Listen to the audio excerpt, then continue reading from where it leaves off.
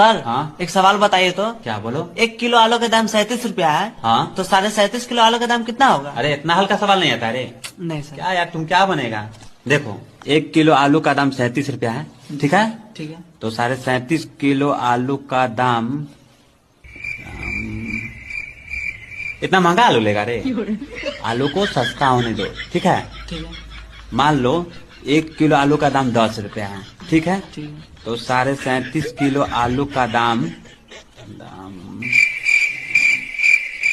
इतना ज्यादा आलू लेकर क्या करेगा? आलू को घर पे रख के सड़ा हुआ क्या? नहीं सर। तो आलू को थोड़ा कम कर दो, ठीक है। मान लो 10 किलो आलू है, ठीक है। तो 1 किलो आलू का दाम 10 रुपया है। तो 10 किलो गुने 10 रुपया, ठीक है। तो कितना हुआ? 100। तो तुम्हारा आंसर हुआ 100, ठीक है। ठीक है सर। यानी कि आलू महंगा था। और तंका महंगा था, बहुत महंगा था।